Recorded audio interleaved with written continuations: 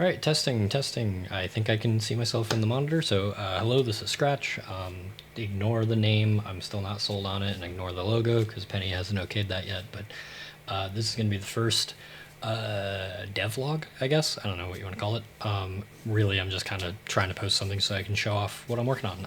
And this is what we're calling Gameboy platformer. This is going to be a platformer at the Gameboy scale. So that's going to be 160 by 144, which is microscopic. I do not understand how I was able to play so much Pokemon and Donkey Kong Country when I was a kid, because it is tiny. And fortunately, Game Maker Studio has viewports, so I can make that bigger so that my old blind eyes can, in fact, see what the fuck I'm doing. Anyway, this is what we've got, and this is what we've got going on. Right now, we're kind of just trying to make a little Mario clone, just something really basic. We've got a character. I don't even have facing yet. That's probably on the docket for later today. And they can jump. Still haven't quite jumped in this, or dialed in this jump quite yet. It's a little floaty, and the height feels really good. The next thing that Penny and I want to work on is the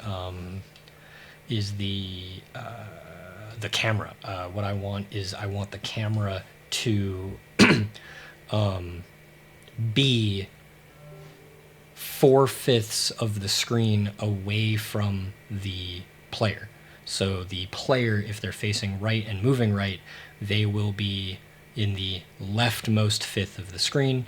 Likewise, if they move left, it'll flip. If they look up, it'll go to the bottom fifth. If they look down, they'll slide up to the top fifth. And that way they can see where obstacles are going. Because I personally, I don't like follow cameras in platformers, because I don't like it when obstacles are a surprise, because I don't feel like as a player I could have interacted with that and I miss it and it sucks.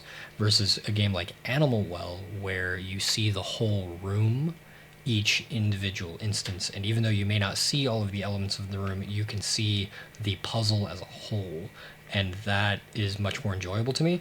But this was a challenge that Penny and I are doing just to try and get something done. So we've got Penny's very limited palette that you saw briefly on the screen before I started up the game. You can actually see on the left there. We've got white, cyan, magenta, and purple. Mangavania is what he's called it. Palette looks like number 4. I don't know where he got this. You may notice the background is black. Penny is still working on a background because it was originally, I think, that pink color, and it made it so that all of the assets were very hard to make out. So I'm putting it in black in protest until we get a good background. So our character can jump pretty high.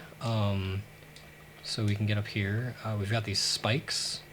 And this is a 9-slice repeatable object. The blocks underneath me and that I'm on are also 9-slice repeatable objects, which is a really cool feature that I finally learned how to use. I did not know how to use that on Oddly Familiar, and so we had hundreds of objects where we didn't need any, and that was my game over animation that I'm quite proud of, actually. So when we touch a spike, it gives us the variable dead, and when dead happens, it triggers the script player death, and player death is a single sprite pixel, which you can see in the bottom right corner of SPR dead.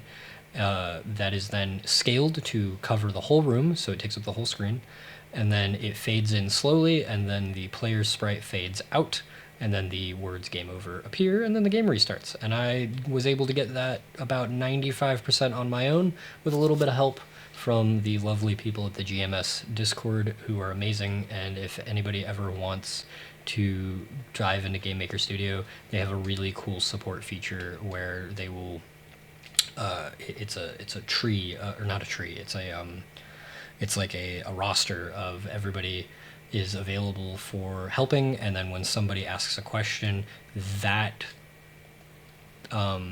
chat gets moved to inactive status, so that whoever's helping you is working with you one-on-one to help you fix your problem, and you don't have to worry about somebody coming in and interrupting it, although it does happen every now and then, until it times out or until your question is solved. And it's really cool. It's a really cool feature, and it definitely helped me finish Oddly Familiar at the last second, and shout out to Jeff, who's the main reason that game got done. So much to the point where I'm pretty sure I wound up putting him on like staff because he did a lot. I was in a bad way, and he really came through and helped me out. But yeah, make games, and I'm gonna see if I can play my own game here and see if we can get our little plumber girl over to the door. Now this is a door sprite that looks like crap, and you know it's crap because I made it, not Penny. Penny saw this and immediately wrote door on his things to do. And if I go through here, it goes to room number 2, which is just a blank space because I haven't made a room yet, but we should eventually get to the right side. Yep, there we go. So yeah, this is the game that I'm currently working on, and it's pretty good. That's it. And this is Scratch, and everybody, have a good day.